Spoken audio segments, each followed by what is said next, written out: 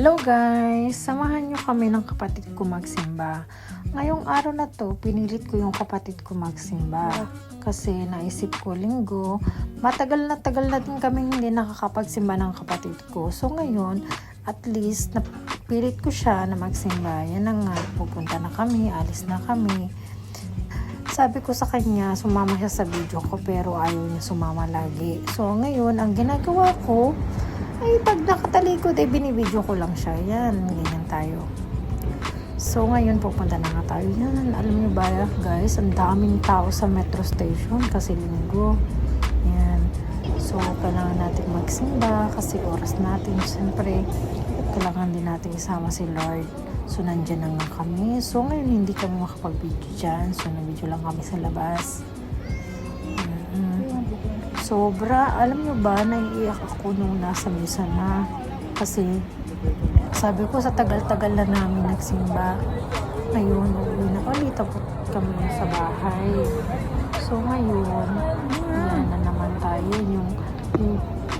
Ano na naman tayo, siksikan na naman tayo sa metro station kasi nagkasabay-sabay yung uwi. Yan, niyakad ko nga pala yung kapatid ko ng tubig kasi kumain man kami dun sa street food na nagtitinda sa labas ng simbahan. Hindi ko na na-video kasi nga sobrang dami, sobrang crowded. So sabi ko sa kanya, tinanong ko pa siya kung ilang tubig, isa lang. Tapos tinasabi ko pa din sa kanya kung gusto niya ng iba. Sabi niya okay na daw yun ngayon. Na ano pa ako dyan. Pinagsabihan pa ako na bawal daw ako mag-video. So yan. As ako naman mapilit yan. Yung nagagalit pa yan sa akin, bakit ko na naman binidyo.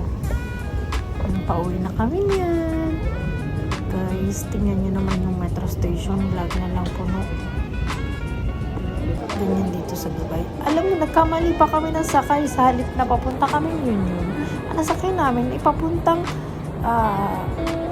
EDCD. So, nagbaba kami ng EDCD. Bumalik uli. Yan tayo, yan.